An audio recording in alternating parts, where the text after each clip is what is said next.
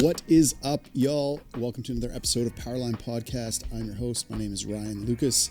All right, it has been brought to my attention. Well, I've known this for a while. I know that there's way more listeners out there than there is followers/subscribers. So I'm going to ask you guys to make sure that you follow or subscribe on whatever platform you're listening to this on, because it's not me that cares so much. It's the people that you got to report the information to, or the algorithm that really cares about those stupid numbers like followers and subscribers, right? So just do me a favor, hit the subscribe, hit the follow button. I'll quit pestering you about it. All right, let's dive into this week's episode of Powerline Podcast. Enjoy.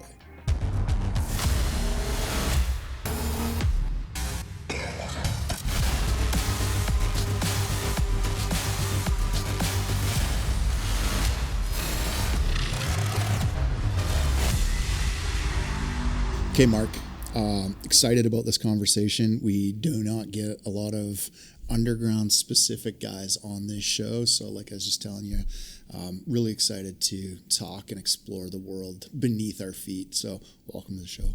Well, I appreciate that. And I want to just say thank you for actually finally having a real lineman on this. I've been waiting for 2 years, I think, to say this. But all in all, no, it's, I know we get called cable splicers, but where I came from, it was called an underground lineman. So that's why I give you a little ass. But excited to be here. So thank you. Cool. What is something about your youth that we need to know in order to understand you today? Okay. I'd probably say for me, it was really my upbringing. I think kind of with same thing with you. You had, a really good, strong family structure. I was taught to really be, work hard, be very proficient. What you're doing, put your full effort into it, and be good at it. Don't give it, half of an effort and anything like that. So, and then sports was really, my parents really kept us in sports, that structure and that discipline, and then just trying to make money. But that's my basic life has been, hardworking. Always grinding, trying to do the best that you can, and pave your own way for yourself, type of deal. Where did you grow up? So I grew up in a little place called Auburn, Massachusetts, right outside of Worcester, Massachusetts. So for anyone that knows that area, it would be about 45, 50 minutes to the west of Boston. So it was real small place when I was growing up. It's fairly large now. It has every major highway that goes through Massachusetts connects in that part. So you have a big growth for everybody there. What was growing up there like? What was you as a child like growing up in a place like that? Your typical 70s, 80s kid. We'd 7 in the morning, get on your bike, I love that. Go to so anybody's much. house. And if they weren't there, you drive to another friend's house. Or my brother and I were, thick as thieves. He'd go with his friends. I was with my friends, or we'd be together. But light comes on, had to come home, type of deal. So it was really good. And to be honest with you, it's not that great, but I've kind of raised my kids the same way. Cool. Like they get to go. I trust them enough. Go on your bikes.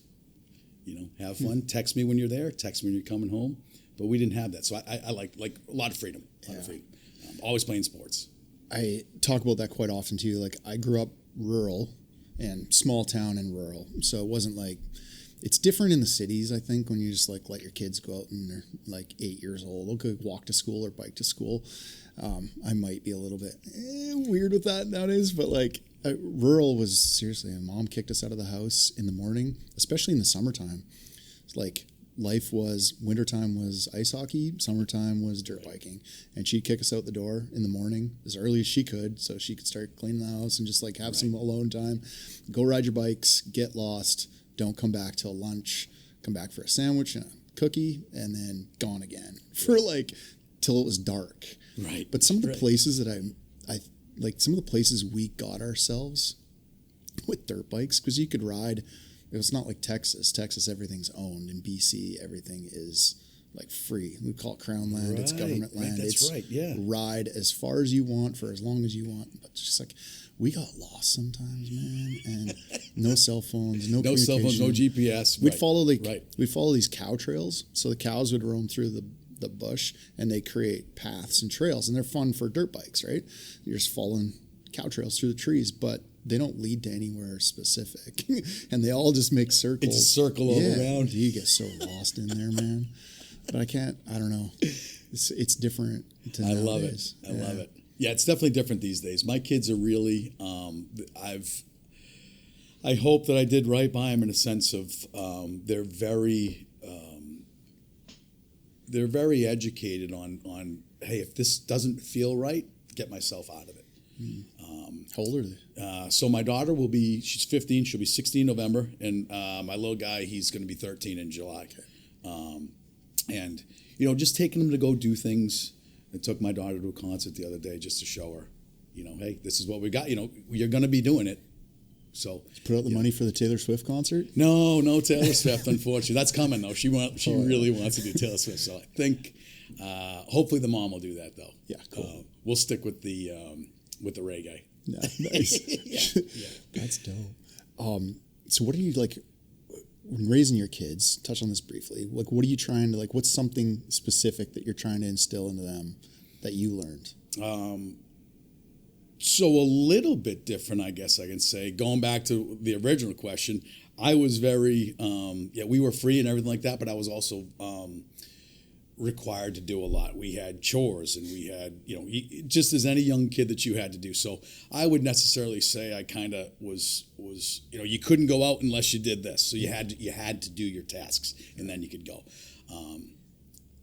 Looking back at it as a kid, it is what it is, but I didn't want my kids to have to feel, if they wanted to go with their friends and they had to clean, okay, go with your friends, but no, you're going to have to clean when you get up. So I tried to teach them a little bit reverse of what I had, but to have the independence. So there are other things that are there's a million things that are going on in life, right? But you have to prioritize, and then you also have to, listen, your priority may come secondary to fun, which is fine because sometimes that happens. But when you come back, it's not go to bed, shower, go to bed. It's we've got to do this, then shower, go to bed. So teach them responsibility, teach them independence, and really just teach them to be adults. Yeah. Right? Like I'm not even remotely close to a helicopter parent, probably even polar opposite of that. Yep.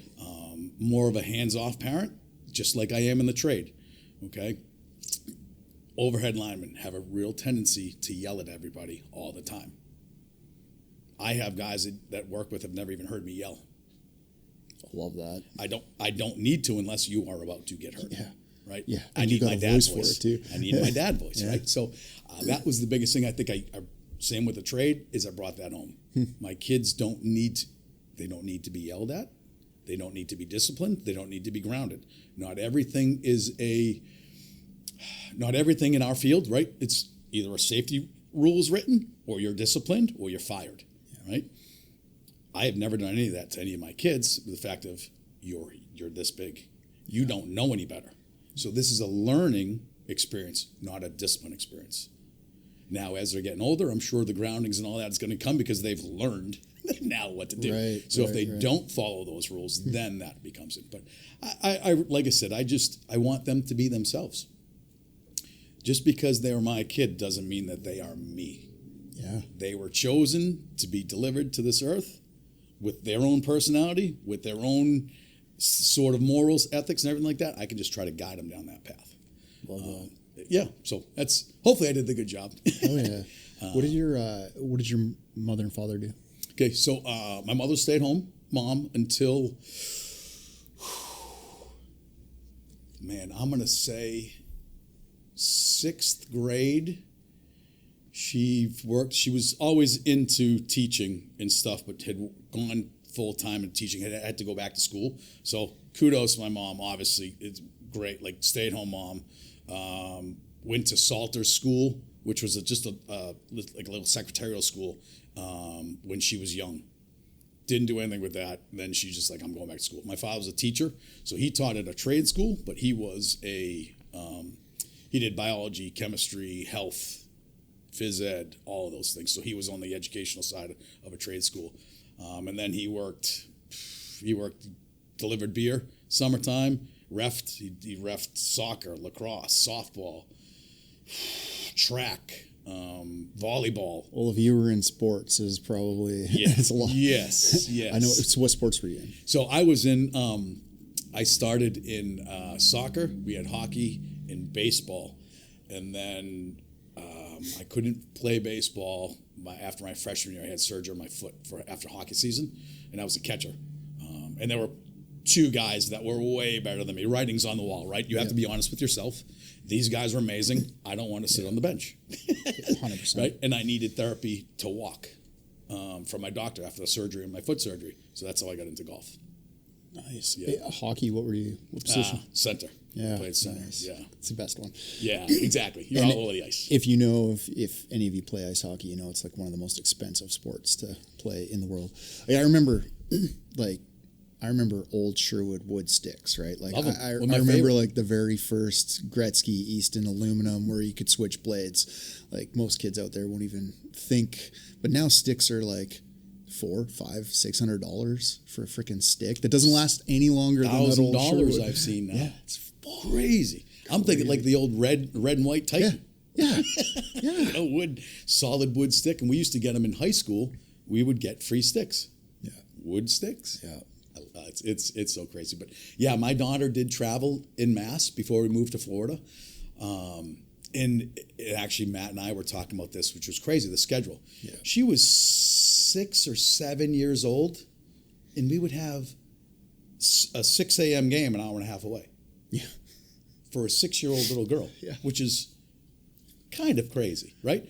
But then when we moved to Florida, they don't have, they only have one female hockey team, travel hockey team, for the whole state. Yeah. So she would have to have tried out for the boys. And yeah, I'm not going to put my daughter in that, but she's into lacrosse now, which is Cool. way better. She's an amazing lacrosse player. So. I think that's a place that I kind of began to learn work ethic and how to get up early was hockey practice, man. It was like, you know, every Wednesday or Thursday you had hockey practice. And like I said, we live rural, like half hour out of town. So, you know, add that to the time you have to wake up in the morning and practice is before school. So right. We would have Monday morning before school. Start at 6. Yeah. So you're up at 4:30 in the morning. Like, right. I don't think my kids would know what to do if I had to get them up at 4:30 in the morning. Sorry, guys, if you listen. Hey, we got to be honest. My daughter listens to these podcasts. I love it. I love it. Yeah, my son's he's about an 8. He doesn't sleep in too late, but he definitely doesn't get up too early. Callie's, she's, because her high school's at 7 now. Yeah. So she's got to be up early. My daughter's actually the one that could get up early. My boys, they're lost causes. Boys. How did you find the trades? Okay, so a little bit of history. I wanted to. One of the other things my parents taught me, and I don't even know if they really know this, was just a travel bug. Like, I just wanted to see things. So we didn't have a lot of money growing up and things like that, but whatever we did, we'd go camping down Cape Cod, or we'd go camping up in New Hampshire, or we would go. When I got older, we went to the Bahamas, we went to Florida. We drive down a couple times to Florida, things like that. So they got me that. Then they lived in Hawaii when they were before they had kids. So I kind of got that bug, and I was like one of the worst students possibly ever to go through our town. Yeah. I just didn't ever in the sense of I just didn't. If I could walk the hall, I would walk the hall. I mean, every teacher was like, "What are you doing out in the hall? What are you doing out in the hall?" I'm not learning anything in class. Didn't say it then, but I'm not learning anything in class. Yeah. So then I ended up getting out and going into the Marine Corps, and then that was going to be my career. Like I dead set on doing 20 years in the Marine Corps. I absolutely loved it. I'd been to, so my first 3 years as a weapons instructor at Paris Island, so I taught recruits to shoot. Now all this is going to start to make sense too, because I've taught my whole life. So then I also was an NBC guy, so nuclear, biological, chemical. So I'd put you through the gas chamber, put all of your equipment on, show you how it worked, that it worked, everything like that. So that went to California, did all this stuff. I was on these trips. I probably 26, 27, maybe 30 countries by the time I was 24. No shit. Yeah, and absolutely love it. I didn't know and that. yeah. So I was on ship, volunteered. I was over in Japan. I lived in Japan for a year. When I got to California, I volunteered to go on ship. So I did that. Just trying to build my resume, just like you would do in this field. Yeah. You know. So then I put in a package to be a drill instructor. So in the Marine Corps, to be successful, to do 20 years when I was in, I don't know how it is now, you had to do a B billet and you had to be successful. A B billet is either recruiting duty, drill instructor duty, embassy duty, career planner. I think that may be it. Anyway, so because when I was in, there wasn't a lot of us in the Marine Corps. Number that sticks in my head, there was only 600 of us. So what that means is I was my own entity at a battalion or a unit, whatever it was. So it was 2,500 Marines and then just me, and I took care of all those Marines. So just really, really got that, independent feeling, the bug, all that stuff. And then I said, okay, I'm putting in my times now. I was at my 8-year mark, seven years. I put in for drill instructor duty, got denied. Put in for drill instructor duty, got denied. Put in for drill instructor duty again, denied. So what had happened was there was a 2-year to a 3-year. So it used to be a 2-year tour of duty. It became a 3-year tour of duty. So they had a backlog of people that they already had. I got screened for recruiting. So it was September. I was supposed to go to Marine Corps Recruit Depot, San Diego, I believe was the school that I had to show up in September. I was getting out in December. So I decided to not show up for those orders and then get out. So now I'm stuck in a rock and a hard place. So what the heck am I going to do? I don't know. So I get to go on ship like my last 6 or 8 months. It's called Fleet Week. So you'd sail up to San Fran, Seattle, and what you would do on that is you'd have people come on the ship, and then you have static displays, and they show you, we show them what you did. So we had gas masks and mop gear and all that stuff. We had a Humvee that we would carry around. We show them detection equipment. So I got to do that. On that, I met a guy that his brother-in-law worked for Putnam Investments. So I flew back to Massachusetts in like September of '99, did an interview, got that interview, and I basically ran their mailroom, storehouse, things like that, supervisor, call center, how you process mail and things like that. Then I went to their retirements. That lasted about 8 months and I got laid off.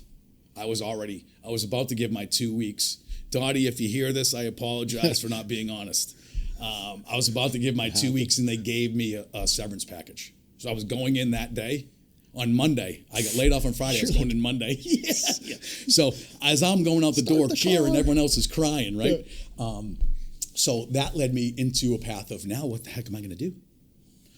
So one of my really good friends, Bry, shout out to Bry, he was working in the meter department for a company called Enstar. So I said, Bry, hey, any way you can get me in? Sure, man. Let me see if I can get you an interview. So his boss at the time, who ended up being same for me, my boss, Nancy, sweetheart, she got me an interview. I went to an interview. Supposed to be 2 to 3 weeks. I interviewed with a former Marine. I got a call within 2 days.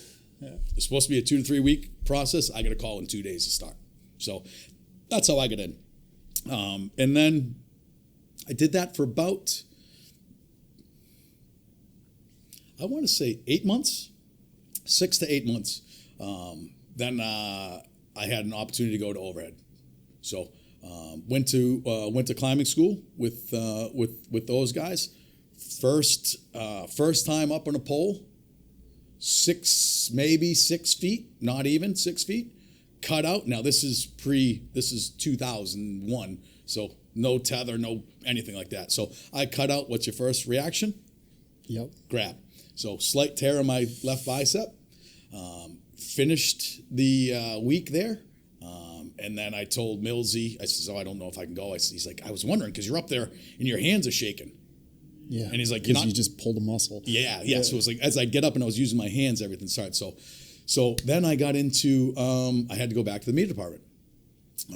All depressed, going around and boo-hoo me, blah, blah, blah. I didn't make it. Yeah, I didn't make it. I'm a bum, 3 weeks later, I got a call. Now I'm on light duty. I got a call from Human Resources and like, hey, in 4 in 2 weeks, there's an underground job being available. Are you interested?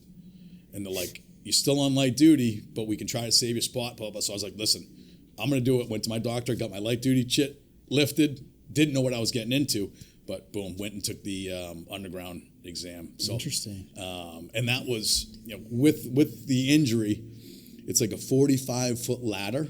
And there's other couple things I can't, but I remember doing this, which you saw it. 45-foot ladder, fully extended. You can't hit the manhole ring.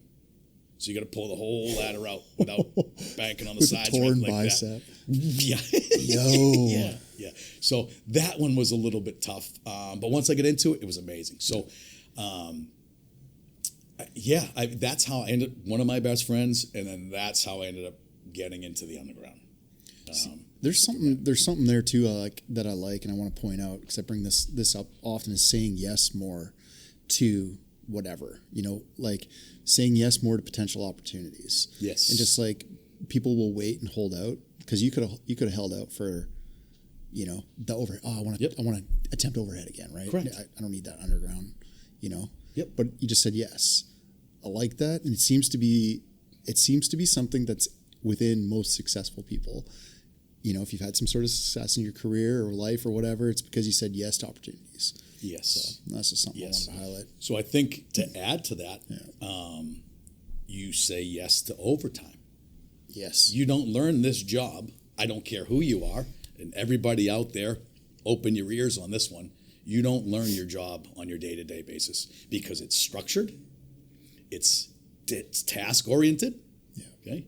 You have no degree of variation that's there, because if it's raining, most likely you're not working. If it's snowing, you're not working, blah, blah, blah, blah, right? So you have all these other elements that you don't get. When you go to overtime, there's a time crunch. People are out, okay? You feel pressure. You're not necessarily pressured, but you feel that pressure. So saying yes to overtime will make you a very, very, I don't want to say good lineman, a very knowledgeable lineman. There's more problems to solve, right? Correct. And they come at you with a little bit more pressure. So, Right. yeah, I agree with that. I like that too. So yes to overtime, and then yes to anything. And I think the other thing with the underground is this isn't really known a lot too, but I am required to know substation, and I'm also required to know overhead.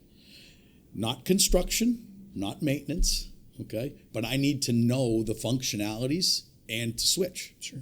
I need to know the functionalities and the switches in the overhead. When you go to the overhead, most of the time, if you're not a troubleman, you don't ever see any underground. So for the switching and stuff, you're only really restricted. With the underground, you're forced to learn all three aspects. So to say no is only hindering your growth in our field. Because if you say no to not wanting to follow around a substation guy who's troubleshooting network, well, how are you ever going to learn to troubleshoot network? It doesn't make you have to be dual ticketed. You just have to say yes. Yeah. Because you're going to come in, hey, I'm on a network fault. I could sit in my truck for 5 hours and wait for the substation guys to troubleshoot, or I can follow them around. Yep. You need to be able to add value. Let's talk about some of the nuances then between like overhead and underground, and that's like I wanted to explore this with you, because you see, like, social media is the best marketing tool in the world. You see all this marketing for overhead, and they're not trying to market, but they just are, like showing helicopter work and all the sexy overhead work, and underground gets lost as this thing that's just not sexy. Therefore, I don't know if you're seeing this, but is it harder to recruit for underground, or do you need more underground people, or is it good? Like, no. So yes, great point. You know me. I am very good at being sarcastic, and I love throwing shots. And the ticker tape parades. Yeah, exactly. The ticker tape parades that all you linemen get. Awesome. Love it. Thanks for putting the power back on. You guys are amazing. I don't need that, nor do any underground guys need that, nor do we want that. You guys can have it, and you deserve it, right? There's nothing flashy about the underground. go into a manhole for 16 hours, break down, and remake a lead joint. Come out of there looking like, you got black soot all over you. You're covered. You'd never bring your clothes home. There's cockroaches in there. There's hypodermic needles. It's physical. So the misconception, right, is you go to the underground because most places, if you can't be a lineman, they put you in the underground. Where I come from, that's not the case. Okay, you choose your path, and that's what your path is, right? But you don't need to. We just go under the radar and fly under the radar. We're always in a building. We're always in a manhole. Nobody sees us. Most of the time, especially where I came from, you didn't have an outage. So when I was on an outage, your building didn't have an outage. So when I was out working, you just saw me driving around in a truck. 100%. None of that mattered. Yeah. So I agree with you on that aspect of it. There needs to be a huge push in our industry. If we want to dive into this, there are IBW locals out there that don't even acknowledge cable splicers. So there's no place in the United States outside of a utility company that you can go and become me. So let's dive into that a little bit. Yeah. I didn't realize this. So once again, I was a utility company, 2 companies in Boston or in Massachusetts, and then 1 in Florida. The 2 in Massachusetts, we had to do everything, which I told you about. I got to Florida. I didn't know what a contractor was either. They were overhead, but they weren't, we didn't have underground contractors. Florida, they do. But what I found out was that I came with a skill set that nobody else has. And there is no place that you can go. You can't go to you can't go to Loco 222 and become a cable splicer. Doesn't exist. You can't go to Mo Valley, Cellcat, anywhere. There's nowhere in the United States. There's no cable splicing academy. There's no cable splicing courses. There's nothing. This does not even exist in the United States. So what you're doing is you're getting overhead linemen in the contract world that their bosses pick up work because the only thing that's coming now is underground work, and they're forcing overhead linemen over to that. Gotcha. So they're being put into some sort of maybe advanced training, which is what we do with the Q. But as far as being able to make a me, and I don't mean me, I don't want to use this, please, I'm not bragging about myself, I'm saying where I came from, my skill set that I was blessed to have, it doesn't exist. It doesn't exist. So how are we going to get the numbers? How are we going to provide a workforce? We can't fill overhead lineman calls in the IBW every day. How are we going to even fill cable splicers, underground linemen? We can't. When you're not even making them. We're not even making them. Yeah. Right? Where are you going to go to make them? So you don't have anywhere to go. You don't have any of the popularity, all the things. You don't have the T-shirts, the slogans, the parades. You don't have anything like that. So where do you go? I believe that the Q's got the right avenue. They just haven't directed it because of the direction that it's going. Veterans. We are an unbelievable fit for this field. Interesting. You're away from your home. Yeah. You don't eat. You don't sleep. You're treated like absolute dog poo. Okay? No recognition. No recognition. No. You name it, down the line. It's the military, down the line, right? So when we have that, you've got to get those guys to come in. Yeah, they can fit in the overhead work. But one of the things that I've seen, very interesting to me, because I have the ability to train, I'm fortunate to train the overhead at the Q for their couple weeks, which is actually going on right now, but I've done the last 4 classes. And we continuously get asked, how come we didn't know about underground? Because you got kids that leave. Interesting. But you got kids that go in, right? What are they there for? Mm-hmm. Somebody told them, and they make good money. Mm-hmm. They don't know anything about the field. They get there and they realize they do not. That pole gets really hard and really small up top. And if you don't like to be up there, right? So where is their other avenue? Because they want to stay in this field. There's no other avenue. Yeah, I've been up there dozens of times, 8 feet off the ground with somebody locked out, knees shaking. Like, it's a long way to the top of this 40-footer, right? And then Big John's even higher. Even higher. So, yeah, so the industry should be able to try to figure out, my take is, we've got a kid that at least shows interest. Yeah. There's not a barrel full of them anymore. So let's explore this for a second. Yeah. Let's back it up for one sec. When you said yes and you go to underground, why did you stay? What were the things you liked about it and didn't like about it? Start at the beginning. And okay. Then this, for me, I would have never have been where I am at today if my first company had progression.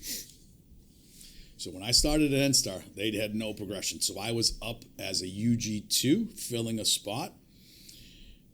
The number that sticks in my head, once again, I don't know, but I had like 65 guys senior to me. No progression. So that means they all either had to bypass or take a job prior for it to get to me. Wow. So I saw once again, maybe it's being a Marine, I don't know. I don't sit stagnant, and I look through. I read between the lines. I don't see myself a future here as a foreman. I want to move forward. I had met my soon-to-be ex-wife. She worked for a company called National Grid or Mass Electric. And then I went and did the interview for that, and they had accepted me as a 2. So I had to do, it's a 3-year, 8-month apprenticeship, and they accepted 2 years. So I had to finish out another year.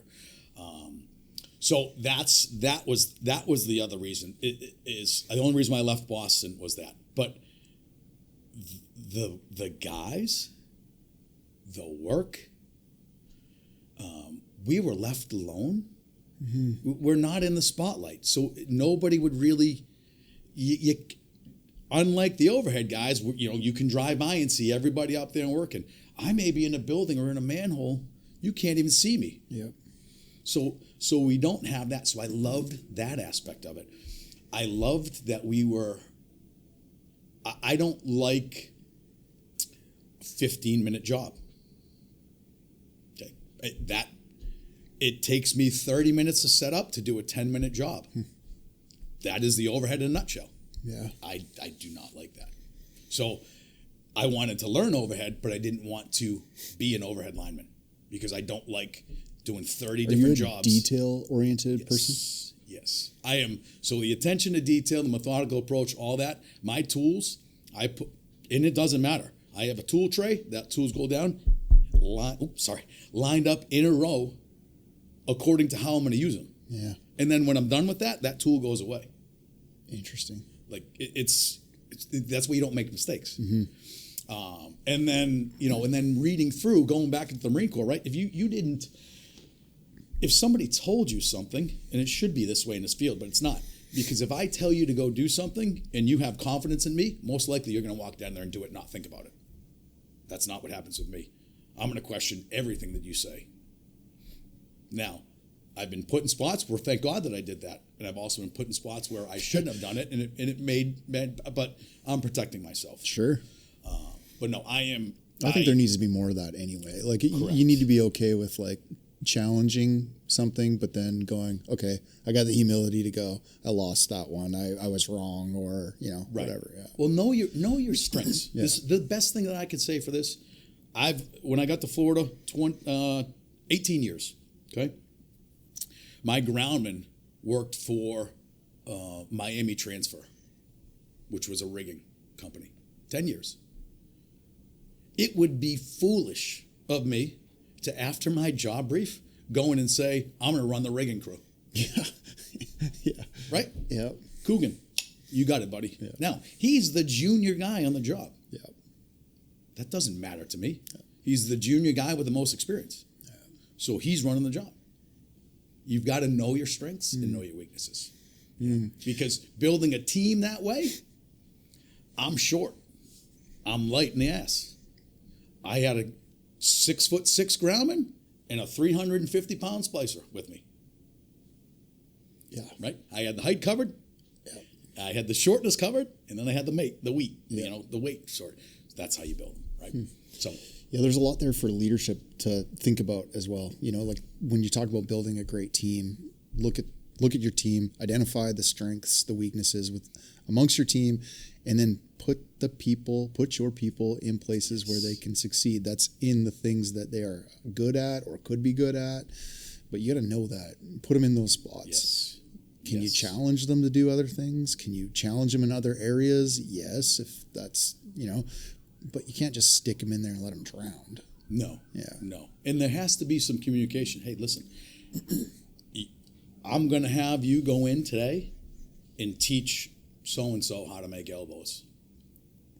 But once we're done, we need to, hang this switch and do all that. Mm-hmm. Now, I know that's not your cup of tea, but you're going to be Coogan's hand or something. So you learn that aspect of. No, I don't expect you to build it, but I expect you to learn it. Same thing, like I said, with my kids. If I can do anything to where my kids have the ability to come out, the day one, they will have a shovel in their hand. Hmm. Day two or week two, get to a bucket, operating equipment, just setting up. But you need to know everything. Yeah. You can't.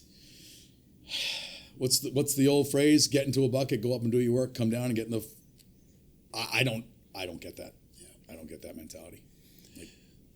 This is interesting because I was sitting here thinking about all the union locals out there, and everyone that's leading these union locals is either overhead or former overhead linemen or inside wiremen. Correct. Like how many of them there's probably none that come from just strictly beneath the dirt. Right. So you just sparked me in this thing. How we're going to talk running. You brought up a beautiful point. Overhead mentality, that's it. Up north, our bosses for the underground department were underground employees. So when they talked to their higher ups, they were intelligent. Yeah. They knew exactly what they were doing. They knew how to go about it. Yeah. Because you're up against the wall with a budget, blah, blah. If you can't talk knowledgeably about it, shame on you. Mm-hmm. You're out. You'll never get anything. I get down to Florida. I talked over almost everybody that I spoke to. And not intentionally. Sure. I'll use one example. Just different skill sets. It's a different skill set. They don't have it, right? Yep. So we're in a hospital. They want to take a hospital out. Oh, the engineers we're going to have 6.5 hour outage. Jeff and I look at each other and we're like, what? 6.5 hours? Hospital? No, we're not going to have that. Right, exactly. Hospital. Listen, we're going to hang a temporary switch here, run jumpers, make them all up, run down the street, okay? Throw that, come back here, plug those back into the transformer, you'll have power off of your preferred feed, okay? Or your emergency feed. We're going to take that out, right? You're not going to have an outage. That was the stuff that I would build. I'm not an engineer. Yeah. I would get a vault build and redesign the whole vault. So when you don't have underground people, engineers, bosses, sure, anything, you don't have them with experience, your underground department and as a whole it's just like it is in the contract world. If you don't have somebody that runs it, they don't know, they don't care. So FPL, for their biggest thing, underground outage, easy button, call the contractor. And I had to fight to get our work back. Insane. Yeah. They don't have the skill set, don't want to, not getting people. There's no apprenticeships. They're shutting down apprenticeships. So do you know the numbers on the amount of work, then and now scenario of underground then versus now, how much is here now and how much is projected for the future? What are we looking at for numbers needed? Is there that much work that we need? And then let's talk about some ways we could help fix that. Yeah. So I think there is a huge. It's how are we going to get it? Sure. Right. But there's a huge need. So every state, let's just take Florida. They have, I want to say it's 2035, they want the whole state to be underground. Insane. Wow. Okay, so that means California's saying the same thing right, too, right? which isn't going to happen. We all know that, Sure. right? But let's just use that as a number. That means 0 overhead linemen. 0 transmission. Where are you going to train these guys? 2035, you said? 2035, I believe, is a number. When it first came out, that's what DeSantis 11 said. years. Right? It's not going to happen. Sure, right? but Like I said, in a fantasy world, let's say like the electric cars, all these things, the electric cars, we can't, whatever, we won't even get into that. But you don't. Let's start with the fact that you don't have anywhere to train anybody, so you can't train a workforce because you don't have any place to train them. Every single state that is within a hurricane zone, tornado zone, or anything like that, they are forced. Okay, so these are things that being in the utility side, you see a little bit different, but they're going to have a percentage that they are required to do underground every year. So they're going to come out with a budget and they're going to say, so let's say it's your worst performing feeder, overhead. We've got $10 million budget, all that's going underground next year. Maybe they'll do 4 of those.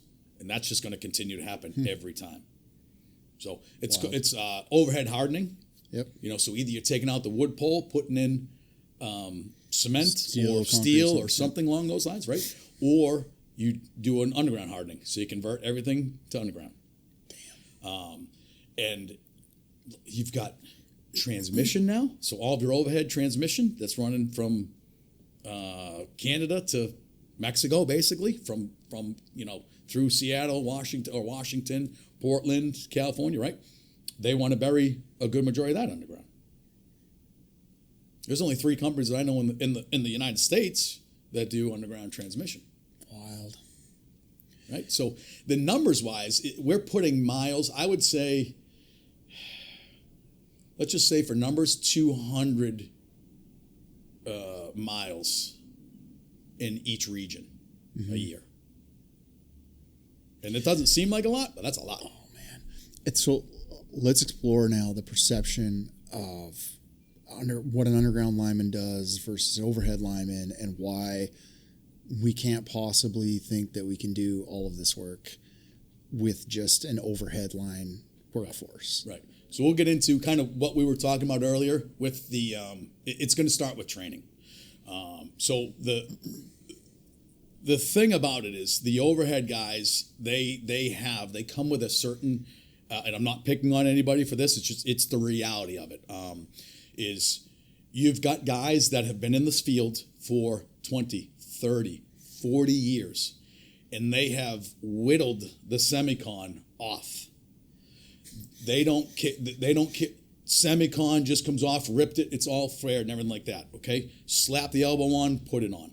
I shouldn't laugh. Okay, well, and then you have, like I said, these are the measurements. Sure. So you've got, I was just in Washington, this was still being done in front of me. Whatever, not that. So when you have that stuff being done, they go and energize. That elbow that they just made, okay, doesn't blow up. When they come and sit in my classroom, everything has to be, you have 1/8 of an inch of variance for your length, and it has to be square. No hairs, no little tits, no anything that comes off of that semicon. That insulation needs to be square and all of these things, right? So when I tell them that, and they know in their head that the last 500 that they built basically should have blown up if I'm telling them the right thing, and it didn't in their mind, then they're fine. What I'm trying to tell them isn't the truth. But the problem is, they don't see. They energize that. Sometimes they don't even energize it. The utility company has to come and energize it. So the fact that they don't see their lack of craftsmanship fail, you built a future bomb, potentially killing somebody, right? So just because it didn't explode the only reason why it didn't explode is because if your measurements are good, just think of it this way. If my semicon is too short, it's engineered so that the electricity doesn't jump to it, correct? If that's too short, and as soon as you energize it, it's going to hit. If it's way back here, it doesn't have to jump. So there's one that's out. The whittled, you just energize it. There may not even be a load on it yet. So that it's just going to dig a tree until it voids. 100%. So we need to get a skilled workforce, trained skilled workforce. And I'm not saying the overhead guys can't do that. Yeah. But you get, what's your apprenticeship? Canada's going to be a little bit different, I think, right? The same. 8,000, 7,000, 8,000 hours? Right around there, yeah. Right? You get 1,000 hours of underground, but what are those 1,000 hours of underground? Elbows. What is it? Maybe elbows, right? Some terminations, some elbows. And who's teaching you? Yeah. It's all tribal knowledge. Yeah.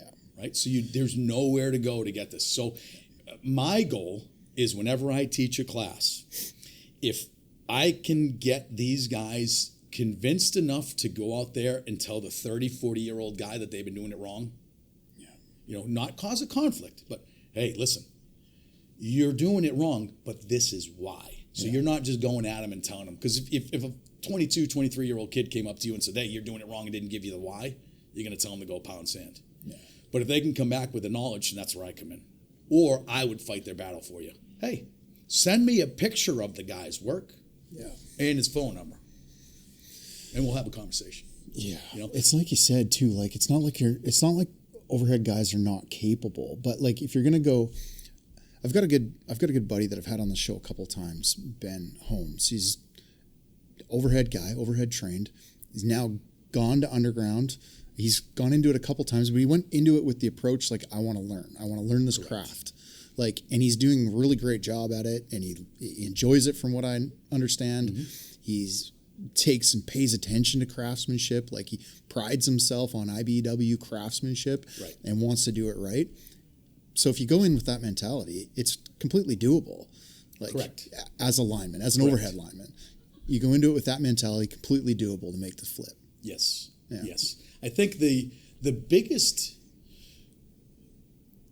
once again, we get into the, any overhead lineman, 1,000% can make elbows and terminations. And I don't necessarily want to say this as a thing as we gave up that work. But where I came from, we didn't have the ability to go out into the surrounding town. We were in a city. Yeah. We didn't have the ability to go out. Your overhead linemen are going to be out there fixing a house service. Yeah. They don't have as many jobs. It's trouble. You can go set a mini pad. You can go build an elbow. I'm in a manhole. Yeah. They don't want that to come out. So you can do that. Yeah. 100%. I agree with you. There's no wall to do that. What it is it's where are we going to train them, and then do they have enough to swallow your pride? Yeah. Right? Because what's the I don't like overhead. Overhead. Blah, blah. Oh, I don't like underground. Oh, we don't like underground. Why? Yeah. Because you're amazing lineman, right? Yeah. And I'm an amazing underground lineman. Yeah. I'm horrible on a pole. You're horrible in a manhole. You don't know that, right? So that's where we have there's where the ego and the confidence and all that. Sure. But I think the last portion of what I really wanted to get down to you is the ability to convert overhead to underground. Here's the thing. Unless I spend 20 years as an overhead lineman doing overhead line work every single day, I will never become a good overhead lineman. Additionally to that, you can be 20 years in the underground, and not URD, I mean in a city. Yeah. You can't take day one lineman with 20 years and put him in here. He has no clue. Sure. You don't know how to troubleshoot. You don't know any of the equipment. You don't know anything. So basic knowledge of electricity. Right. Because we don't get taught electric theory. I mean, you get the basis of it, but at no place in the underground am I a path like you would be on a pole, right? Because mostly everything I work on is the energized. Yeah. Unless I'm, and obviously we have EPZ and all that stuff. But what the point is my knowledge based in a manhole is groomed years and years and years. I can get a trouble call and have it down to 3 things before I even get there. You get a guy you can't do it. So I guess what we need to do is going back. that's capable for the overhead to do it, but we've got to come up with some other solution, and that's got to be, like I said, it's got to be some sort of schooling, picking out these vets, getting these vets to come out, having the locals accept them, all these companies coming in, and building an actual underground department. That's what I was going to get at. Yeah. Like, I'm listening to all this, and I'm like, how do you actually make a big dent or a big difference? It's going to take like all of the locals being strategic and bringing in to each local an underground person, right? And that, to answer that question, and then to start building a program within. Correct. Right. So to answer that question, you and I, diamonds in the rough. Why are we diamonds in the rough? Because we left. You probably left your utility company that I did. I left 3. They're like, who are you? What are you doing? Nobody ever leaves this thing, right? Yeah, true. That's how it gets started, right? So we don't have enough, you and I, in the industry that are willing to leave, because there's a ton of me, but wife, kids, home, go to sleep in their bed every night. And like, let's be honest, what you're going to make, Correct. Yeah. Correct. What you're going to make working in manholes every day versus what you're going to make working at a hall is going to look different, right? It's usually, and I don't want to put solid numbers on it, but I will give you this, about $50,000 to $70,000 difference from being a trainer to a tool guy. Yeah. And not many people, once again, you would have to be put in a position where you could no longer physically do it, or you want to do it. Now that question comes up to me because, well, then why did you leave the tools? Well, I left the tools because I want to make a difference. And I think by training, I've got a knack. I've been blessed that who's ever pulling my strings up there gave me a gift to teach. But I think that also comes with I've struggled learning my whole life. Yeah. So I had to fight, scratch, claw my way through everything. The 1 + 1 to everybody, go to 2. I'd have to do 1 + 2 to 3 - 4 to get to 7 divided by 6 to go in. I'm with you. Oh, it's 2. Why did you do that? I just don't know. I have to learn my way. So, So it's one of those things. It's like you just got to, we said it again. Know your own strengths and weaknesses, right? Is it being talked about? Is this being like even acknowledged that there's an issue, potential issue? Not to my knowledge. Because I see, like, I go to some of these conferences and they're, you get everyone from NICA, IBW, like everyone who's anybody at these places, and they're all talking about, it's all apprenticeship this, apprenticeship that, overhead. We've got all this work coming. I very rarely hear anything mentioned about underground or putting power lines underground, and that's a big push. You hear a lot about renewables, blah, blah, blah. But let's dig a little deeper. That's all underground. It's all underground as well. Anyway, right? Yep. But nobody talks about the workforce that's going to do that. Is that just because they assume that overhead is going to manage this, or why is nobody even talking about it? It's once again, we'll go back to the pride thing. Yeah. So overhead linemen can do everything. That's the mentality, and I'm not saying that isn't the case. Sure. But yeah, you can, if you're trained. I'll give you the elbows and the terminations all day long. Mm-hmm. But the fact that you could have a universal lineman, no one will ever convince me this way. You cannot have an underground lineman and an overhead lineman and a substation guy universal be able to do everything, because you'll never get the intricacies and the details of all that. There's just not enough years. There's just not enough that. Yeah. So we've got to build up. What it would have to be is vetting overhead. So you'd have to have, say, I got vetted by. You need a program in place. Yes, I got vetted by Cellcat, and then I would vet people. So I would come in and train people to be able to go out and train underground. Sure. Because, once again, we don't have the workforce. We don't have the knowledge of those guys that want to do it. We've got a bunch of overhead linemen that would be willing to do it, that just don't have the knowledge. Yeah. Right? So I think that's what it's going to be. But we have to get rid of that. Lineman can do everything. Nobody's trying to take it. That's what I don't understand. Nobody's trying to take any of that work away from you. Yeah. I don't think a lot of overhead guys understand the differences in overhead and underground. Like, what I'm trying to get at is, like, they see, like, okay, underground. All I've ever worked with is just like plastic, like simple, number one, like plastic, or direct bury in the prairies. They just direct bury. Yep, direct buried, unjacketed cable. Yeah. Yep. And that's it. And period. Like that's it. Subdivision work, you know, for the most part. Unless you're working in the cities like Vancouver. Like there's only a handful. There's like 7 major cities in Canada. Right. In the U.S., a lot different, but kind of not really. You know, you got your rural areas that are probably just dealing plastic. What are you looking at as far as like this inner city work?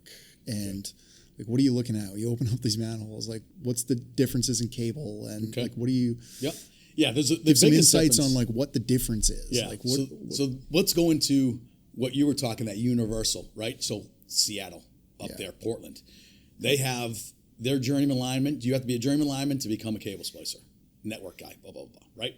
They have, I think, 400 manholes in 40 vaults. This is 2,000 numbers, so I can only imagine what it is now. 54,000 manholes in Boston. Jeez. Okay? So 65-foot holes, 35-foot holes, 45-foot holes, tunnels, 1,500-foot tunnel section. Okay? Lead joints, 12 feet long. Transmission lines running through steam holes. So when it's when it's 2 degrees out there, it's 98 in the manhole. Damn. You have feeders. So feeders are stacked. 100 feeders on this wall, 100 feeders on that wall. Lead network ring bus down the bottom, primary above that, street light. You build staging to get to where you're at, splicing. Cockroaches, needles. Everyone's food, the grease from the grease traps. Oh, man. Water leaks. I brought home MRSA and staph infection. I had it 4 times. I gave my daughter MRSA, I believe, and the ex staph infection from being in holes that have sewer leaks. So nobody wants to do it. It's a dirty job. It's filthy. It's not, like I said, there's nothing that's great. Very physical. So that's the biggest, like when I came, once again, we talked a little bit about my exposure to the world. I was sheltered because that's all I knew. By the way, as underground linemen, we ruled the roost. You didn't have the overhead. That doesn't exist. We ran. That was the company. Yeah. Right. Now you get the outsides, then that's when you had the overhead banging their heads. But when you got to the city, you didn't have any overhead linemen. Right. Amazing. So crazy things like that. You would have. You've got just little small pockets of substations in the city. So it's 4K sub comes in, whatever they got to do. So you'll have little pockets of substation that you got to deal with. Mm-hmm. But network vaults, sidewalk vaults. And you're talking stuff that's like a lot of this stuff's been built 60, 70, 80, 100 years ago even. So it was lead cable. You would break open lead cable in Boston. There was nothing to 1914, 1950, 1960, 1919, right? Still pristine. And then you put in poly cable in the last 5 years. Lifetime warranty. Yeah. We'll inject it. We can put the injection in it. But that lead cable is amazing. Here's one of the other big differences. You would think, right? I have no protection. You put reclosers on. You go up in a bucket every time. You call, you get an RC, right? Mm-hmm. Non-reclosed, whatever you guys want to call it. I don't have that manhole. You're going to put 200 feeders on non-reclosed? Yeah. You'd never work. Yeah. Right? Wow. So there's that additional aspect. Gas, you've got gases that you got to deal with. You've got, just closed quarters, enclosed there's space. A problem. Something, you're in a bucket and something blows up. There's a whole atmosphere around. And then you have a chance to go down. Yeah. You let go. And here's the thing.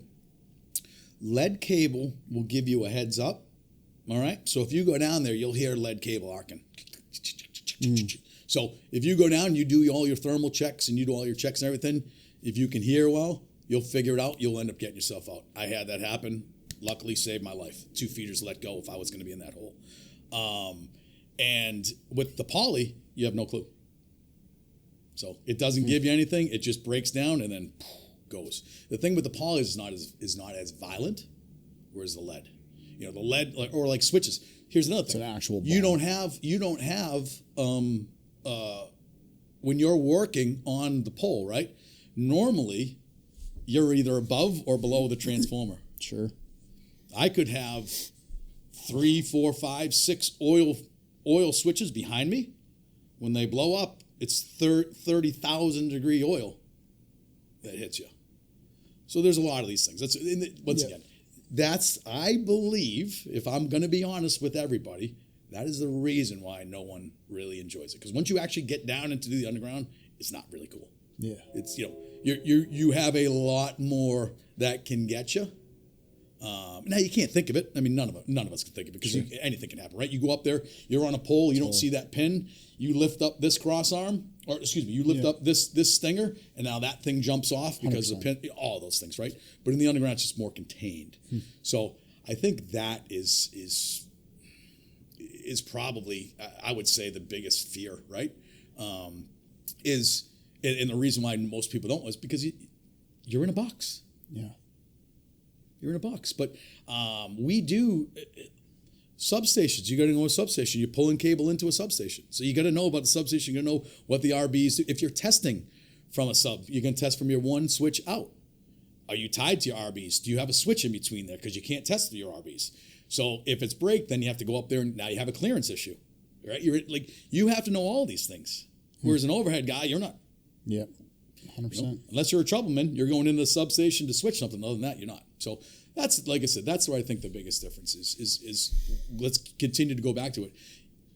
Know where to get training for the workforce, know workforce to train, and then the acknowledgement that it's not just terminations and elbows. Mm-hmm. You know, I teach guys to sweat lead. We've done 2 every year here. There's utility companies that aren't even doing lead anymore. So they're coming to the queue to get trained for lead. So we're knocking down our training because here's what happens, Ryan, is if you have no outages, right, you build a good system because you have good quality work and craftsmanship. That cable has a lifespan. That joint has a lifespan. Sure. Okay? The joint lifespan is longer than the cable lifespan. So if you build that correctly, it will last the cable, outlast cable. So you should have a cable fault prior to having that joint. Right? So if you don't have, so you have 10 guys. I didn't even know that. I know that. I know this for a fact. You have 10 guys.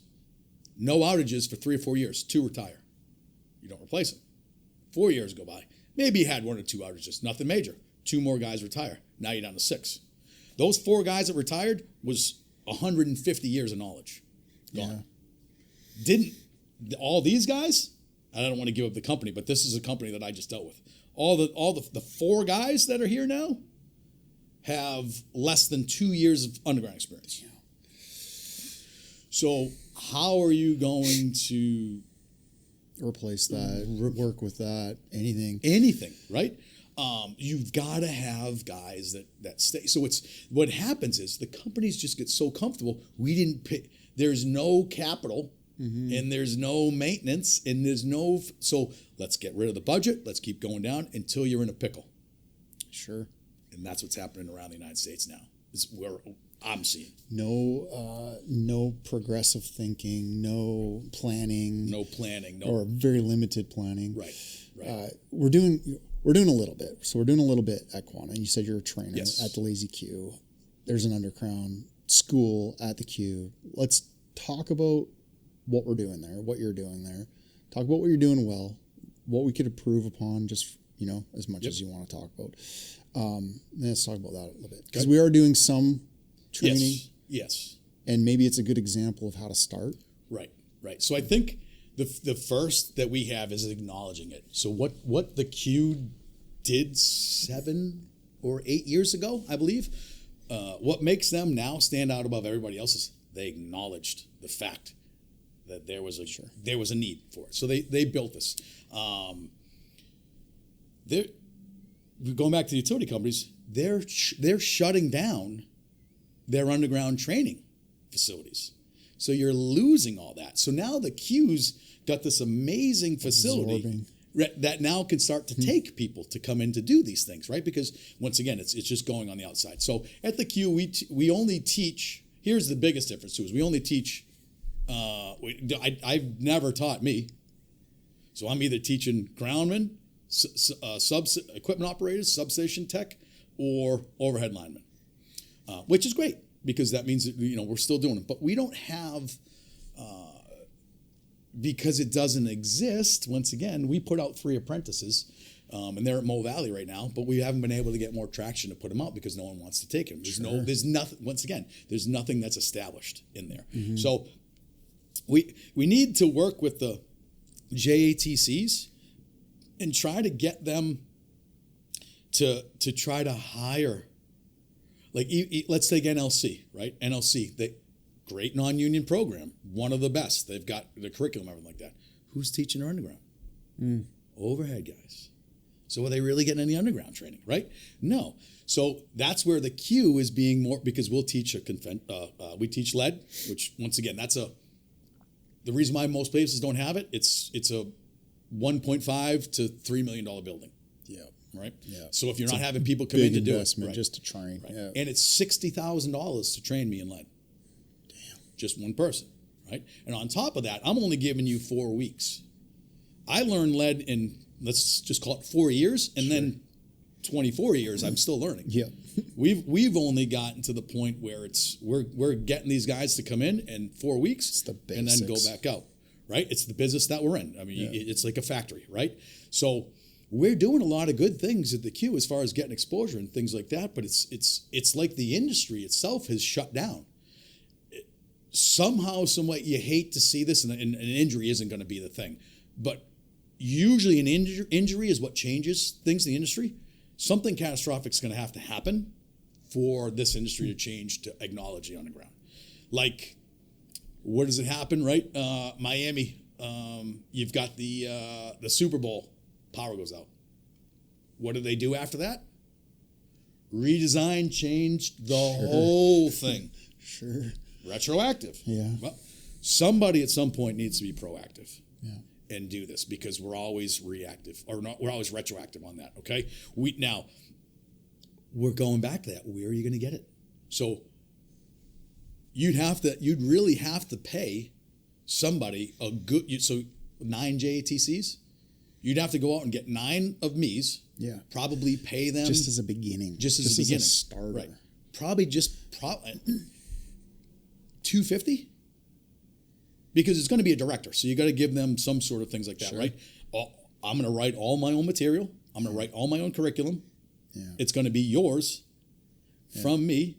You're starting from all that, because where are you going to go to get this? Once again, you can go to LMS and get anything from LMS, right? Where can you go to get underground knowledge? Yeah. There's nowhere. There's nowhere. Wow, it's like a serious issue. Yeah. And hopefully the catastrophic problems are just like financial problems, like the Super Bowl shuts down. Correct. That's what I'm saying. Like, hey, the White House lost power. At best though, like that's right. At best. Right. Like at worst, it's human life. It's human life. An issue. Right. And that could be from lack of training, right? Yeah. So, perfect example. Some of the negatives that we see at the Q. We expose students to certain things because you need to have that fundamental basis to be able to get the knowledge that I need you up here. Sure. So I showed you how to pull an elbow, right? Mm-hmm. Because I really needed to show you how to operate a shotgun. Yeah. That was the task. But then these kids go back in the field and, I've pulled an elbow. I've used a shotgun. No. We're just trying to. Yeah. We're here to familiarize you. Sure. We're not here to give you. So the problem with that, and this is going to be everywhere. This isn't the Q, obviously, but it's guys going out and feeling too confident. Mm-hmm. I was showed that. I know how to do that. Once. One time, right? So I think that's where the fatalities would potentially come in, because it's overconfidence, overconfidence with lack of knowledge, right? And not wanting to pick up the phone and make a phone call and say, hey, I don't know what's going on. Yeah. You know, I mean, listen, when I got to Florida, so 18 years, you know my history with that, which I was just telling you, all those manholes, everything like that. I get down to Florida, day one apprentice. I didn't know anything. No kidding. Totally different system, how they grounded, how they build their vaults, everything. It took me a month before I was comfortable. I was going with a troubleman to switch because I wouldn't feel comfortable switching. This is a massive problem. Yeah. It just is insane. Like it kind of blows me away because I just don't hear. I get into, like, fortunate enough with this circle, I get into a lot of circles that I hear a lot of things. Right. And you very rarely hear about underground unless it's coming from guys like yourself or John or somebody that just talks about it on LinkedIn a little bit. Like, hey, it's like warning, warning, warning. They're undergrounding this. They're undergrounding this. Look at what they're spending on underground in the next few years. And you just kind of go, I wonder who's going to do all that. I wonder who's going to do it. Yeah. Because you have, like I said, the contractor world, a Quanta company just recently was trying to get into a new area, needed to get 5 guys qualified to splice. Couldn't get them. Wow. So You're talking 5 guys. We're dude, not like, even it's able. Right. We're not even able to get qualified linemen to fill these jobs. Like they don't pass the test that's needed for them to work on someone's property. Yeah. Wow. And what I mean by that is this, we're going back to the slight details, right? Not one of these guys told me that they had 0 splicing experience. Sure. Every one of them told me they had multiple years. Yeah. Multiple years of splicing. You know what I told them? Don't go take that test. You're going to embarrass yourself. They did. Embarrass themselves. So it's not, I'm not bringing this up to do anything other than, like you said, somebody at some point needs to acknowledge the fact that, okay, I am crazy, but they need to acknowledge the fact that the non-crazy side of me, which is the work side, I actually know what I'm talking about, and we have a huge flaw. Yeah. We have a huge hole that we don't know. See, again, we're burying ourselves with these electric cars. All of these things, some of them run, I think they're 277 480, some of them 120 208, depending, but you need 3-phase. Yeah. Okay? And then you run up. Listen, we're getting into all this. We can't provide power for our own grid right now. Yeah. And then the beauty of, like, the electric, which I've heard this will end up eventually happening, is when you charge your car, you're only going to be able to charge your car on peak hours. Yeah. So because they don't want you charging when it's off. If you're going to charge your car, they're going to charge it when it's 50 cents a kilowatt hour as opposed to 22 cents at 2 in the morning. You're going to be forced to. They're going to say the only time these will be locked on is that's it. Wow. Because all this smart technology. Yeah. Everything talks to everything. So that's where you're going to have that. So you'll be able to put that. But let's go into that. That's underground as well. Who's putting those in? Wind farms, 100%. Solar farms. Who's putting those in? Yeah. At least like a Blattner, they have their own set stuff. Amazing company. Those guys do fantastic work. And I've worked with a couple of them, met a couple of them, just did an underground rodeo with 2 of them. Those guys are amazing, but they do their own underground training. Yep. You know? So had guys come to the queue, and then they go back out. If you come, like I said, if we can vet, that's the biggest thing too. If I could vet you. Yep.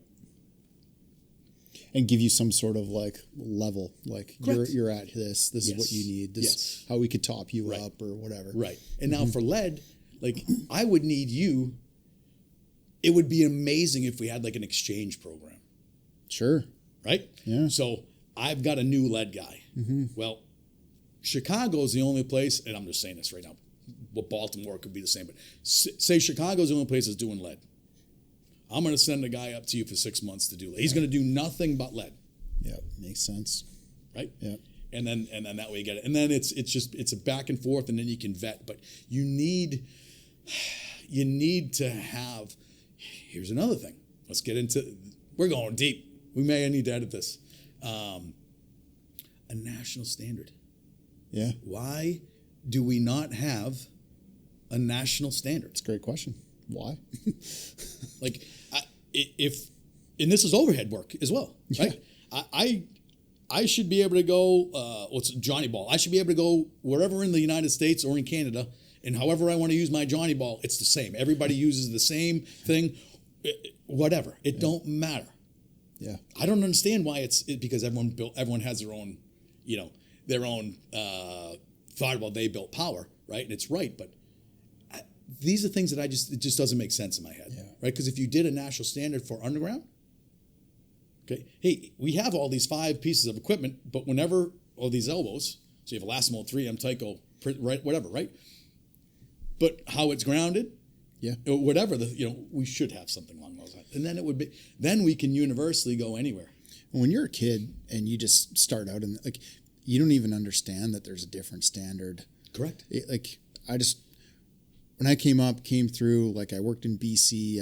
BC has all one standard for the entire province, pretty much. If you work for the major utility, it's all got one standard, right? Right. Second, you go outside, it doesn't even click into you that there is a different standard somewhere else. Correct. You could go one province over. You could come down to the United States, and you're just like, first time I did that, I was like, what? What? Why? Yeah. Right. Why? Why is your neutral so close to your primary? Right. Connecticut, why? Right. Because Canada is very strict. Yeah. Very strict. And they actually, to my knowledge, you guys have made the U.S. change some of their guidelines, which is amazing. Yes. So, yes, but I'm sorry, I didn't mean to interrupt, but keep going. Yeah, that's the point, though, right? Yeah. When you grow up in one area and you're trained in one spot and you don't have those opportunities to go to other places and see what they do in another spot, because whatever reason, you just don't know. It doesn't. You don't. And the second you go to do it, you're like, holy shit! Like you said, you go from Boston to Florida, and you're driving around like an apprentice again because you're like, and it's for that reason. Like a large portion of that could have been solved had you had one standard, right, or close to the same standard, right? And then it would have made a lot more sense. Yeah, we'll go to Puerto Rico, right? We go down there. If there was a national standard, and I think we all are, in when we first get to the queue and you start hearing people talk about what they did around the world, and you're like, how the heck are you alive, first of all, and how do you even do that? And then I get to Puerto Rico, and now my whole mentality has changed. Now I just say this: if you don't know, you don't know. Yeah. I can no longer get upset or be blown away that the fact of people don't ground, people don't. I mean, there's a million things I go, but like the things that you would see if they don't know, that's how they were trained. Yep. Right. So if we had some sort of national standard, once again, it alleviates all of that. Doesn't matter who's going there, what you're doing, everything's going to be the same. So your Puerto Rican lineman, your Hawaii lineman, your Alaska lineman, your Florida lineman, you know, all that's going to be the same. So I would like to see something like that. But then who's gonna vet that? Who's gonna be the guy that you say they're the be all end all? Because now it's a power struggle. Facts. Because you're coming in like, I'm better than you, you're better than me.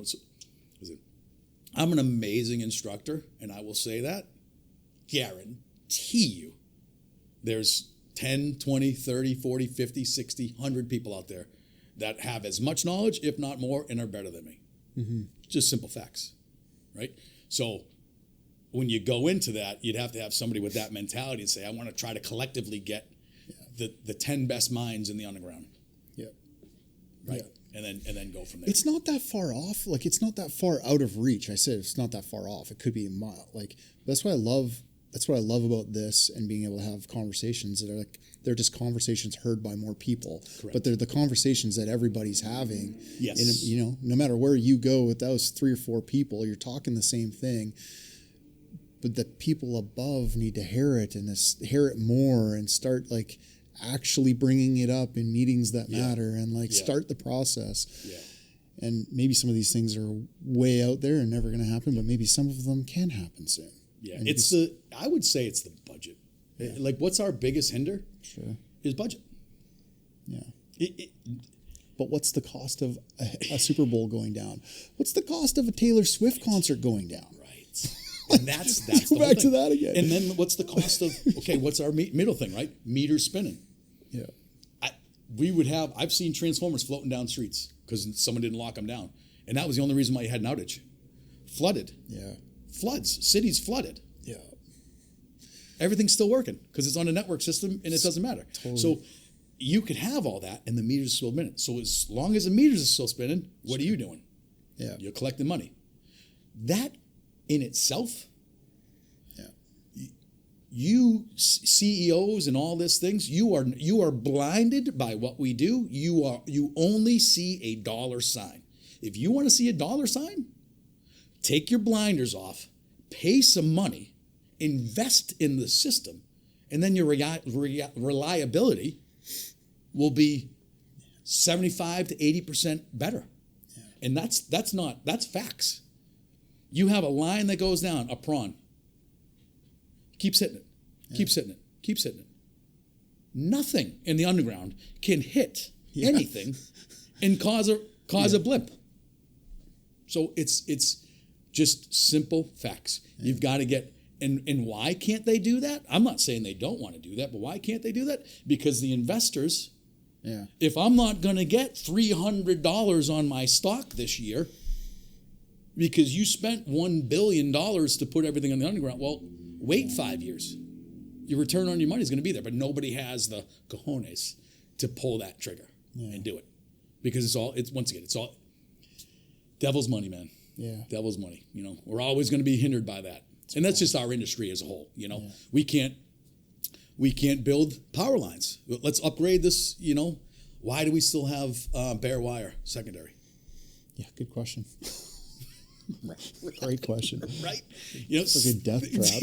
Talk about a death trap. And then climbing over it. Yeah. Right? Okay, so that's just relatable to that. Yeah. Like there's little things that we could change this industry so much, but it's all the almighty dollar. Yeah. Amazing. Yeah. Let's talk about the soft skills you guys are teaching, because I think these are important too. Things like leadership, communication. What does a good leader look like to you? So I think I'll take mine back to the Marine Corps. And if I'm gonna toot my own horn for a little bit, I feel that the Marine Corps gave me a lot of good guidance and leadership qualities. But I also think that not everyone's a leader, and you cannot be trained to be a leader. I will tell you that. You can polish your skills as a leader and hone your skills as a leader, but if you are not a leader, you cannot become a leader. You don't have that quality. Quality of a leader is there's no questioning what I do or what I say, and I'm not saying to the people. What I'm saying is I need to make a decision. The decision's made, right, wrong, or indifferent. Done right then and there. Okay, so that has to be done. You also have to instill confidence. So I'm not saying be the smartest one in the room, but you have to know your strengths and your weaknesses, because building your team to solve your weaknesses points that's what an effective leader is. Just because I'm not, let's take Napoleon, right? Was he an effective leader? Was he all that blah blah? No. If you put people in the right positions, it makes you look like a demigod. Yeah, facts. Right? Yeah. So, by no means am I the best at what I do, but I'm really good at putting together a team to solve my lack of knowledge. Right? So let's just take Josh with us. Josh is me on a younger scale with computer skills. We cross from our knowledge.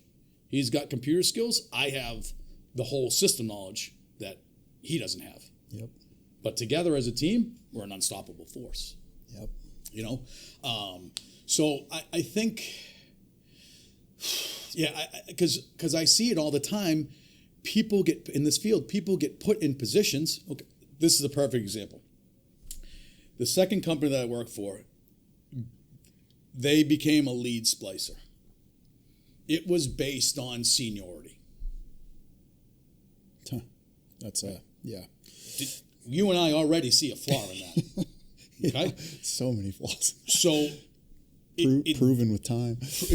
In testing, right? I've been there. So say I've been here for 5 years. But in those 5 years, I've worked 2,000 hours of overtime. So that's 10 years worth of knowledge. Okay? You got a guy that's got 20 years, never works anything. Takes a green lead, clips it to a ground, puts that onto live cable. And that's your lead, right?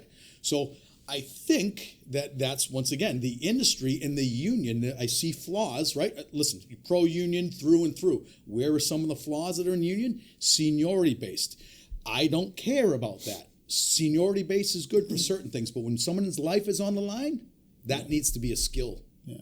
You need to take a test, do an interview, some sort of things, right? So we're putting people in leadership positions that shouldn't be there, making decisions when maybe someone on the crew is better at it. And this guy's a hardhead, and it doesn't matter. You're going to butt heads, right? Seniority should be paired with competency. 100%. Exactly. Yes, right. So, and I think with that, that's where that leadership comes in, because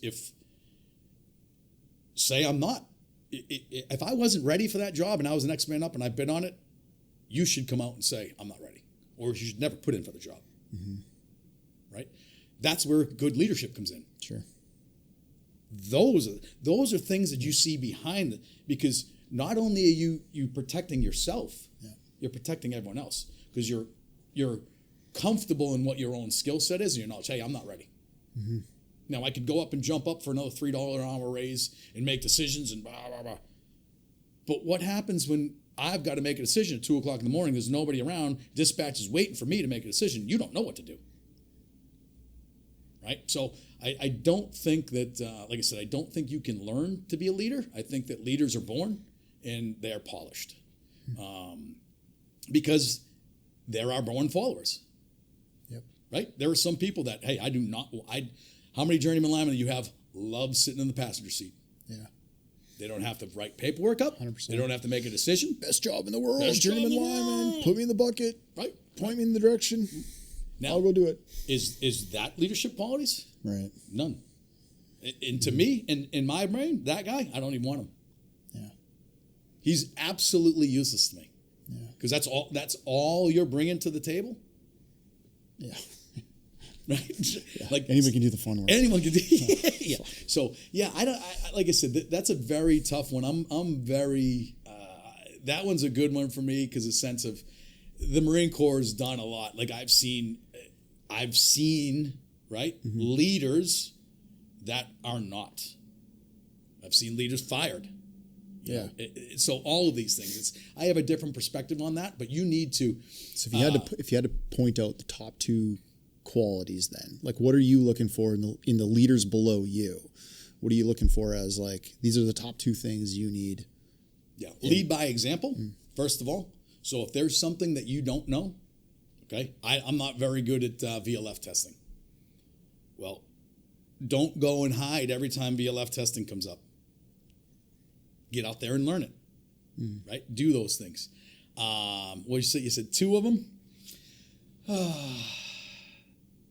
I think knowing, the biggest thing is knowing yourself. You have to be able to internally look at yourself and be honest. And if you can't do that, then not only you lying to yourself, you lying to everybody else. So 100%. Yeah. Love that. Self-awareness is huge. Yeah, self-awareness, man. Yeah. It's huge. Yeah. Communication skills. What are your thoughts on the way we communicate today? What are we doing good? What are we doing bad? Okay. Once again, I'll knock. I hate knocking it, but it's true. Is overhead lineman. It is your mission, your goal to either have an apprentice quit, fail, not teach him anything. You just want to be, because that's how you were treated, right? I had one guy that did that to me in the underground, and I left his crew. The underground crews don't do that. You're going to get crapped on and all that stuff. You do something stupid. Sure. I don't want you to say that, but you are not getting chastised or yelled at or treated like a child all day. When that happens, I will tell you right now, 90% of people, okay? So go back to the yelling, doing all those things. I told you I would never yell. I called it dad voice. If I ever have to use my dad voice, you need to know I'm using my dad voice, and then that stops. Sure. I have guys that work with people every single day. They get up in the bucket, earbuds in, don't give a shit what's going on the bottom. Because all that's coming from the bottom is this. About anything. Yeah. Everything. Just a whole lot of chatter. Just a whole lot of chatter about nothing. Being an effective communicator is communicating only what needs to be communicated and in an effective manner. So when we do the job brief, like everyone's a job briefs. Well, now we had to put it on a piece of paper. It wasn't like we didn't do job briefs before. Of course you went to the job and discussed what you were doing. You just didn't put it on a piece of paper, right? So I think I lost my train of thought on that one. It's communication. Communication. Okay. What are we good at? What are we bad at? Yeah. So I think with the communication angles that we have is the fact that we're always doing it, but it's not as effective, right? So maybe there's in that training class, okay, there's a small class on communication effectiveness. Like we talk about three-way communication. So maybe when you're doing your on briefing, you talk about three-way communication, then there's an additional class that goes into, hey, when you're communicating with your boss, or if you're communicating with, there needs to be this set of details that's put out there. Sure. Right? So I think it's not micromanaging, but I think a very structured, in our field, line of communication. One, open the door. Two, sure, turn the key on. Three, because we have a million things that's going on, so that the step by step, that, and then when I'm talking to you, the communication, it's clear, concise, only what we're talking about. Yep. You know, you yelled down to me, hey, what do I want to do with this? The answer's there. Not, hey, stupid, all this other fluff. Just give them the answer. Yep. Right? And I think that the underground is better at that because we don't have this, like, I don't know. That seems very, like, from what I know about, like, I'm not a veteran myself, but just like, pay attention a little bit to the skills they learn. That seems very veteran, like very military, like clear, concise, comprehensive, correct, to the point. Like if you're in a trouble scenario and shit's gone haywire and there's yelling and screaming and bullets and bombs and all the shit, you need to be able to, like, communicate effectively, correct, to your team to move, cover, right, whatever you need. It's called fog of war. Yeah. So when the bullets are going down range, you need to be able to run clear, concise communication. It's the same thing, right? People don't have power. You got 70 people outside their house. Yeah. Hey, what's going on here? 100%. It's the same exact scenario. Yeah. You're just not, your life isn't necessarily on the line. So yelling and screaming and da-da-da isn't going to, like, you're not going to blow through all of that noise because you're yelling and screaming. Correct. Clear instructions. Yeah. Hey, Sav, I need you to tighten the slack on that. Yeah. Done. Yeah. That's it. Well, now, when we come down, okay, we do a after action report, 100%. Job brief. After, and those are different. And those are different. And that's where I wanted to yell at you when you're up there, but you weren't going to kill yourself. Yeah. So I need you to fumble. Yeah. I need you to be able to think outside the box. If I'm yelling and correcting you every time, you're never going to be a good lineman. Yeah. Right? When we come down, hey, next time you do that, maybe try this. Show them after the fact. Yeah. They got to be able to use their head. Mm-hmm. That's it, right? And that's it. The communication only needs to be what the task is at hand. And I'm honest with you, you go down the hole, this is the only communication I have with my guy up top. Yeah. I'm putting up my hand, what I need drops into my hand, and we go to work. That's awesome. They are the guys toes over the hole. Now they're not going to stay over that, but they're following along. So, hey, when I need my tubes, I'm I don't want to be down there. If it's only going to take me 2 hours to splice, Yeah, that's it. I may go down with everything I have. yeah, And I don't even need the guy up there. yeah, You know, he's up there to save me if I need it. But those are the things. But it's like I said, we don't even have communication. yeah. He's watching me. I see it. Boom, we go. Well, communication happens before Correct. and after. And after. Yeah. Right. Yeah. That's- But yeah. I think effective leaders are great communicators, Mm-hmm. and that comes with a polished skill. Yeah. Right. You need to be, and that's breaking down also what's important, what's not important. See, we have a lot of things that go on where, oh, you're only a lineman, you don't need to know that. Well, if it's a plan, this happens in the I had a boss that he would come in and he would put cable, rack it where he wanted. So he would come in and be like, hey, this is where I want you guys to make that. You'd be like, Preps it all for you. right, yeah, that's what I'm saying. Why don't you just go make it, right? Yeah. So there was one night I came in, I'm like, nope, not a chance in hell I'm making this here. This is the dumbest thing ever. Re-racked it, boom, boom, got it. Well, you don't know what we have for the future. You can't just go blah, blah, blah. I said, okay, rightfully so. You are 100% correct on that. I apologize. Yeah. I didn't know that's the case. But you know where you're wrong?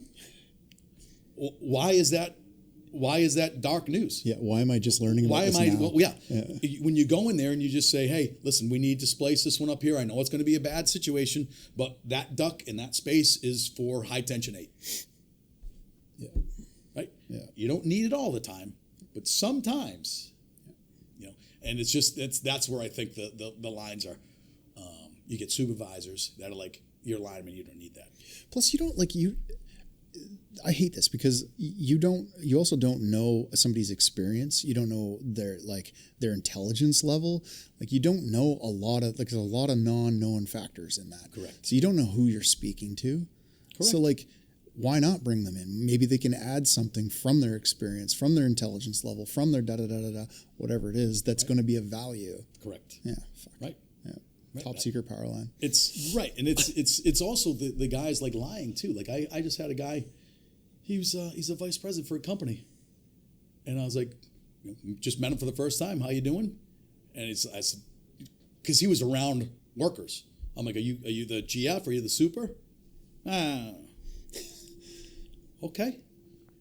He goes off to go to the bathroom, and the guy's like, hey, just so you know, he's our vice president. Oh, great. Why would you not communicate that to me? Yeah. What's the big secret that you're a vice president? What's going to change? Like little things like that. Like you just like you question yourself. Like, okay, those are the little communication things that I wonder if he's doing that. How is the other communication going in his company? Right. Sure. I don't care that you're a vice president. Actually, it's awesome. What are you going to do? So, but yeah, I think that's it. Is you've got to just draw the line. Be right to the point. One more topic I want to talk to you about before I kick you out of here is you're a guy that's stayed in shape your whole life. Seems like, anyway, from the longest I've known you, whole life, a few years. You kind of pride yourself on it. I always see you in there. Mm-hmm. I see you getting a workout in, even if it's friggin' jeans and a tank top, your work boots. Yep. It's like you're getting something in. Correct. Talk to me about that. Like, the road I want to go down is this a way to stay on top of mental health? Is it a blow off steam for you? Is it also like you pride yourself on staying healthy, staying fit, that sort of thing? Yeah. Talk about that. So to answer the first part of that, no. The reason why I got to the way that I am right now, this will be maybe a good mental health note for everybody. I dedicate and put 100% of myself into work, and then it would be my family. So what I did was I gave up everything. The situations that I'm in right now with my marriage, going back to all that, if I can relate to going back to things, I was the Marine Corps, ran, played hockey, golfed, surfed, snowboard, run around with the kids, right? Got married, did none of that. Once I ran a marathon, stopped doing that. Okay, that was checking the box. I did that. Didn't want to do that anymore. Played men's league hockey, but it was at nighttime, so my kids weren't affected. A little bit about that, but I basically gave up everything that I did. Fast forward to where I'm at right now. So when I met you, that was the start of my divorce. I was in good shape because I'd had I had physical ailments that I could not put my finger on. And I am I don't like doctors. I don't trust doctors. So if I'm going to go to see one, I'm going to do my research. So I started doing all these things. I've had back surgery. I need to be fused. I need both my wrists to have surgery, and I need to be fused in my neck. So with all of that, I started to go and doing everything, and I could barely get out of bed every day. Mm-hmm. And I went and I was with a lady. She was a actual therapeutic massage, orthopedic massage, sorry. Mm-hmm. So she was starting to roll. I couldn't turn my neck left for like a year and a half when I was in Puerto Rico. So anyway, she was starting to grind into my butt area, and I couldn't even have her touch it. And she's like, okay, I'm going to tell you this right now. I have 90-year-old ladies that ask me to get deeper into there. The fact that I can't even touch yours, damn. It's 70 years old, you're going to shuffle, and you're going to be bent in half. What do you mean? She's like, you are so unflexible. Everything is just compounded. So that got me off on a journey of, it's been about 8 years. So I could get about 2 or 3 inches below my knees about 8 or 9 months ago. I can tuck half my hand underneath my hands now. Underneath my feet. My back doesn't hurt. My wrists still kill because I work on them. My neck doesn't hurt. So there's a whole lot of it that goes into it. I needed to find myself. So the running is mental health. I can solve the world's problems when I'm on the road running, put in some tunes, think of everything that I got going on in my life, how miserable it is and all this stuff. In the minute when you're at it, you think about it, and then you come out of it feeling like a great person. The working out was just something. I've just always been active. I don't like to sit still. Sure. The fact that I haven't really moved as much as I thought I would when I'm here is blowing me away, because I'm just even when I teach, I walk in there in the morning. It's just, here's the one thing. You got to keep up with my energy. Half of it, and we'll be good. Right? Yeah. But yeah, you need the mental health aspect of it. I think for men, we have, and I have no problem saying this. I've gone to counselors. I've been in counseling. I thought I was crazy at some point. You go down this, because mine is I'm checking off boxes. I see this problem. Well, let me go talk to a counselor and see if that's what it is. So, and come to find out, I don't really need it. I'm good at analyzing myself and then solving my own problems. So that's what I did myself. I was eating, and I would eat food and then feel like I was going to throw up. Wouldn't throw up. 3 weeks of that, then it would go away. A month later, it would come back. Then it would go away. So that's what got me off. Stop drinking. Stop drinking soda. Yeah. So, just started to cut all these things out to figure out how to get there. But I think, once again, for the guys, we don't like going in, sitting in front of somebody talking about our problems. Your problem should be talked about with the guy that's in the truck with you. Yeah. Yeah. Right? Because they're going to be able to tell, right? I know you better than your wife most of the time.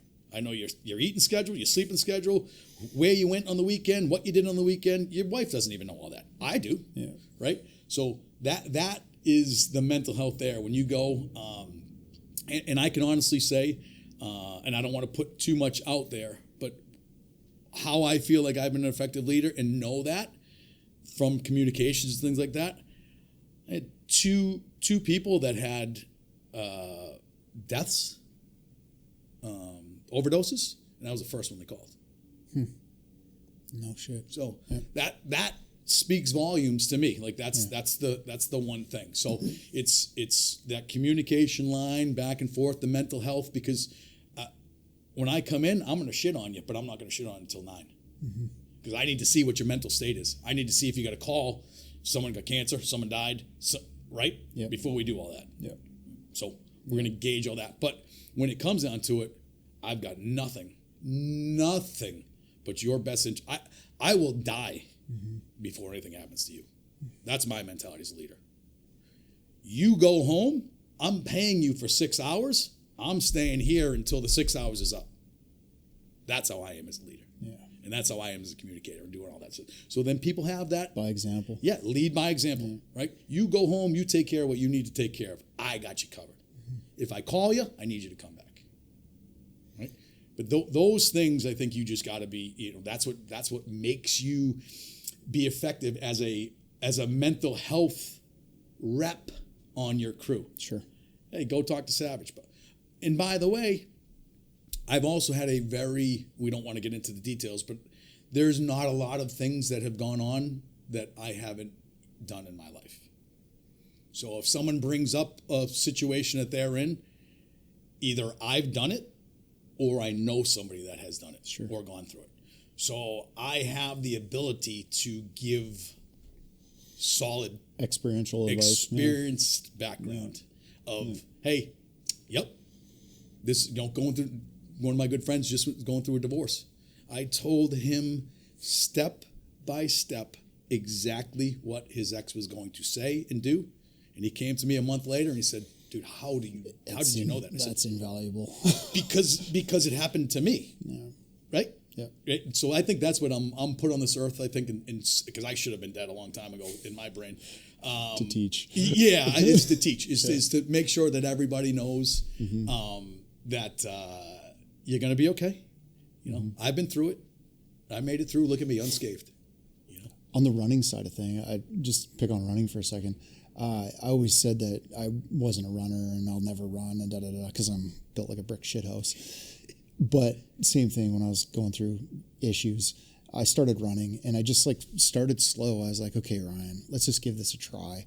And I found also for mental health and clarity and just working through problems and thinking. Correct. I found running very, very, very useful, but I didn't start out trying to break any land speed records. And I think that's what people start out running with unrealistic expectation. Whether they realize it or not, you just start out running fast because you can run fast Correct. For a little bit, yes, 100 yards. And then you're like, holy fuck. Yep. But just start slow. Just jog at a walking pace. That's how I started. Right. It was it looked like jogging, but it was walking. Right. Right. You got to have how to maintain. Yeah. Right. So when everyone says, oh, how do you go to the gym every day? One, it's built into my schedule and it's convenient. So I was just in Midland, Texas. There was no gym. I didn't go to the gym for 4 days.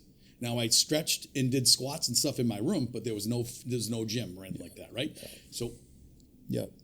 I mean, you're gonna have those. You're gonna have those days that you just that you just build it into your schedule. Yeah, build it into your schedule and all that. But I think the thing about the running, which is the clarity, it's only you. Yeah. Right. And there's no other thinking. So if you were playing a sport in golf, well, I got to think about golfing. Yeah. Right. Running, you're actually. I mean, it's thoughtless. It's very thoughtless. Right.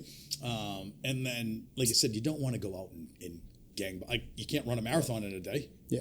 It start with a walk. If you I also love walking. I do more walking now than I do running, but Me too. I get creative when I walk. Correct. Too. Even if I'm listening to something, I just start I don't know, it does something special where you just start thinking about things, you start planning your life, you start whatever it is, but walking is friggin' rad. Because you have no other distractions, right? It's I'm here, no one's going to talk to you, no one's going to stop you. Yeah. You are locked into your head. Yeah. And whatever issue you want to get about, I'm sure when you were going through your stuff, it's the same thing. You go on a walk and you're like, okay, let me self-analyze. Why does this continue to happen? How can I back myself out of this? How can I not have this happen again? How can I better this or whatever? And you don't get that in the gym. And you come at it from a different perspective. It's funny you use the language, you get locked into your own head. Correct. It's locked into your own head in your house, on your couch, is different than locked into your own head walking or running or doing something active. Correct. That it was night and day different.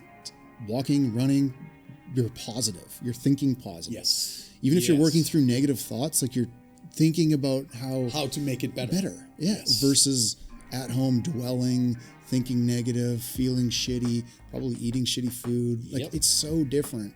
So that's what I wanted to get at. So that's what's so awesome is like, if you're struggling in a bad mental space right now, try something as simple as building walking or running into your routine.